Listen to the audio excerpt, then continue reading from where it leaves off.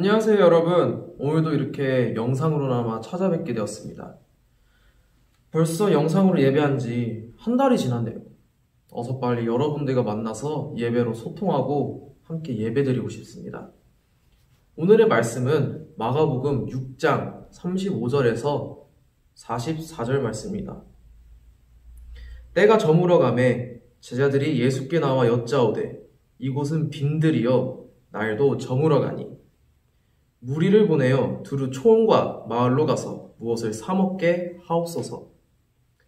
대답하여 이르시되 너희가 먹을 것을 주라 하시니 여짜오되 우리가 가서 200데나리온의 떡을 사다 먹이리이까. 이르시되 너희에게 떡 몇 개가 있는지 가서 보라 하시니 알아보고 이르되 떡 5개와 물고기 2마리가 있더이다 하거늘 제자들에게 명하사 그 모든 사람으로 때를 지어 푸른 잔디 위에 앉게 하시니 때로 100명씩 또는 50명씩 앉은지라. 예수께서 떡 5개와 물고기 2마리를 가지사 하늘을 우러러 축사하시고 떡을 떼어 제자들에게 주어 사람들에게 나누어 주게 하고 또 물고기 2마리도 모든 사람에게 나누심에 다 배불리 먹었고 남은 떡과 물고기를 12바구니에 차게 거두었으며 떡을 먹은 남자가 5,000명이었더라. 아멘. 여러분, 우리 중에 오병이어 사건을 모르는 사람이 있을까요? 그 말은 그만큼 이 사건이 유명하다는 이야기겠죠. 마태, 마가, 누가, 요한, 사복음서에 모두 기록될 만큼 매우 중요한 사건이 오병이어 사건입니다. 오늘 이 사건을 통해서 주님이 말씀하시는 교훈을 한번 알아보려고 합니다. 이 사건의 처음 시작은 주님을 따르는 무리들을 보시고 그들이 불쌍히 여기는 마음에서 시작해요. 그들은 어떤 사람들이었습니까? 주님께서 그들을 보시고 목자 잃은 양과 같다고 하셨어요. 여러분, 목자 잃은 양의 모습은 어떤 모습일까요? 양을 돌봐줄 목자가 없으면 안전을 보장받을 수 없어요. 이리와 늑대 같은 짐승들의 먹이가 되고 그들의 표적이 됩니다. 주님은 이들의 그런 마음으로 바라보시면서 마음이 슬프셨던 거예요. 그러나 예수님은 그들을 돌보실 때 당장 먹을 수 있는 떡이 아니라 말씀, 즉 생명의 떡을 먼저 먹이셨어요. 그렇게 말씀하시던 중에 문제가 생깁니다. 주님의 말씀을 듣다 보니 시간 가는 줄도 모르고 벌써 해질 무렵이 되었던 거예요. 그런데 문제는 이곳은 빈들이에요. 먹을 것을 구할 수도 없고 먹을 것을 구한다 할지라도 그들을 먹이려면 200데나리온이 필요했습니다. 당시 한 데나리온이 노동자의 하루 일당이라고 생각한다면 200데나리온은 엄청나게 큰 액수였겠죠. 이런 상황 속에서 제자들은 현실적인 걱정을 안 할 수 없었어요. 저들을 먹이려면 200데나리온이 필요한데 그만한 돈이 없었죠. 그래서 내린 결론이 저들을 동네로 내보내서 각자 무엇을 사 먹게 하자고 주님께 제안을 했던 거예요. 한마디로 말해서 제자들이 말하고 싶었던 거는 저들을 먹이는 건 불가능해요. 이렇게 말하고 싶었던 겁니다. 그러나 예수님은 그런 제자들에게 너희가 먹을 것을 주라라고 말씀하셨어요. 완전 동문서답이죠. 제자들이 건의사항을 그렇게 많이 했는데 완전히 무시하고 주님은 너희가 주라라고 말씀하십니다. 주님은 현실을 무시하고 왜 너희가 먹을 것을 주라고 말씀하셨을까요? 그것은 제자들이 주님의 마음을 갖기를 원하셨던 거예요. 제자들이 전도여행을 떠날 때 무엇을 가지고 떠났습니까? 지팡이, 신발, 한 벌의 옷만 들고 여행을 떠났어요. 하지만 그들은 믿음을 가지고 나아갈 때 수많은 사람들의 병을 고치고 귀신을 내쫓고 하늘의 진리를 전파할 수 있었어요. 그래서 예수님은 제자들에게 역으로 질문하신 겁니다. 너희가 믿음으로 나아갈 때 불가능은 없었지 않냐. 그러므로 너희가 저들을 먹이고 싶다는 믿음을 가지고 나아가면 왜 저들을 먹이지 못하겠느냐.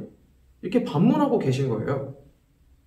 주님께서는 제자들이 그들을 불쌍히 여겼던 바로 주님의 마음을 가지길 바랬던 겁니다.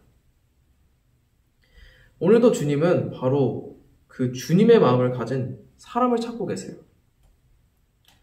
오늘 여러분들 가운데 주변에 정말 어렵고 힘든 친구들이 있을 때 그들을 진정으로 돕고자 하는 마음이 있다면 내게 있는 것이 아무것도 없어도 하나님께서 그런 우리의 마음을 사용하셔서 어렵고 힘든 친구들을 도와줄 수 있을 것입니다.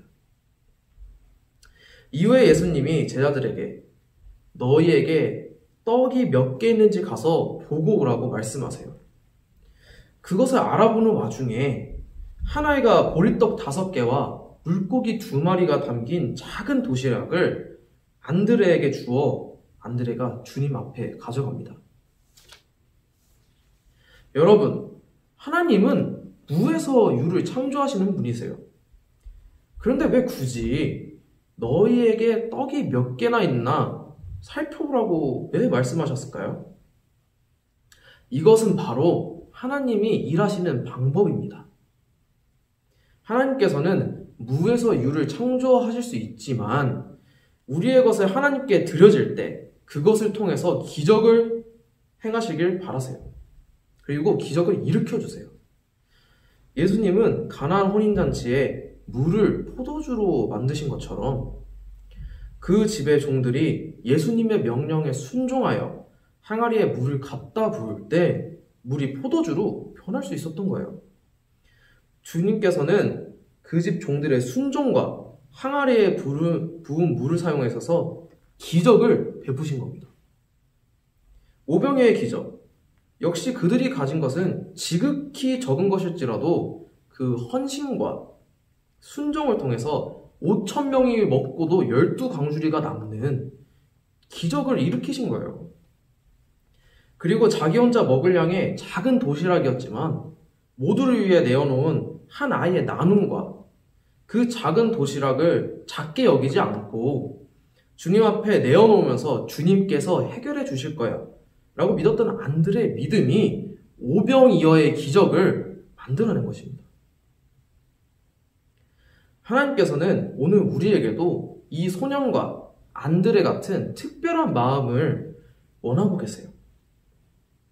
내가 가진 것이 아무리 작은 것일지라도 그것을 주님께 내어드린다면 주님께서는 이 작은 것으로 큰 역사와 기적을 일으킬 수 있는 분인 것을 믿으시길 바랍니다. 그리고 그 의심치 않는 믿음, 오늘은 그 믿음을 저와 여러분이 갖기를 하나님께서 원하십니다. 이제 예수님께서 자신을 믿고 내어놓은 한 아이의 도시락에 축사를 하시고 드디어 오병이어의 기적이 일어납니다. 여기서 예수님이 축사하셨다는 말은 감사하였다는 말이에요. 무엇을 감사하시는 걸까요?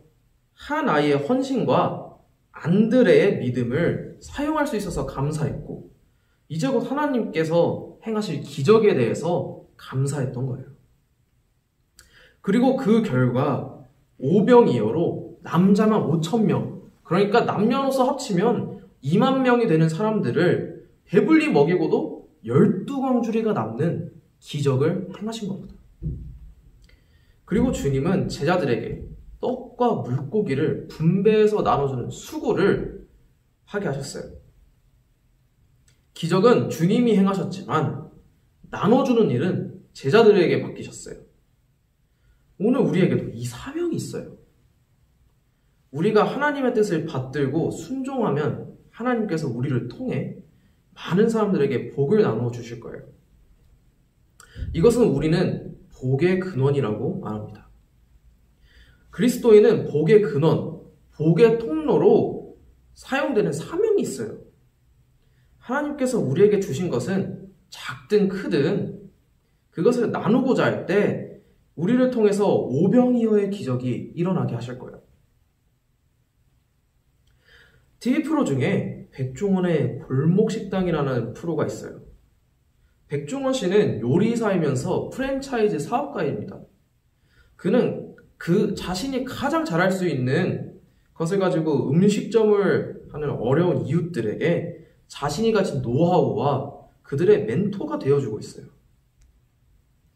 만약 자신이 가진 그 재주와 은사를 자신을 위해서만 사용한다면 사람들이 그냥 백종원이라는 사람을 그저 성공한 사업가, TV에 나오는 예능인 정도로만 생각했을 거예요.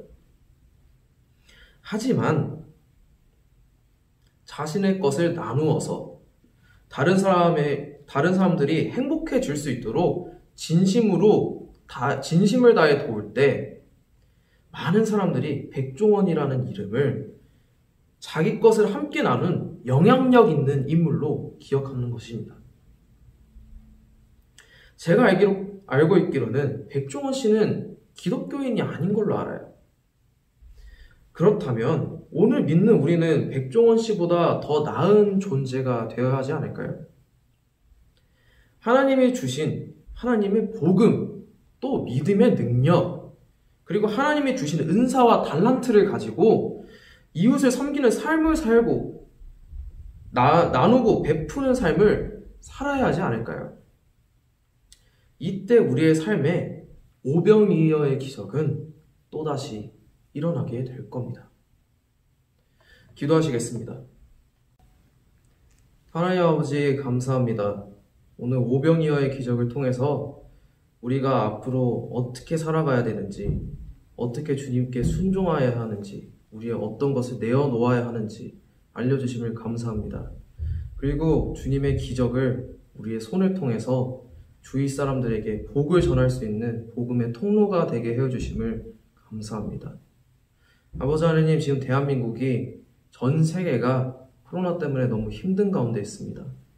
아버지께서 혈류병 여인을 치료해 주신 것 같이 이 대한민국을 치유해 주시옵소서. 그리고 하루빨리 이 대한민국이 코로나에서 벗어나 우리가 예배로 만날 수 있게 도와주시옵소서. 이 모든 말씀 사랑이 많으신 예수 그리스도의 이름으로 기도합니다. 아멘.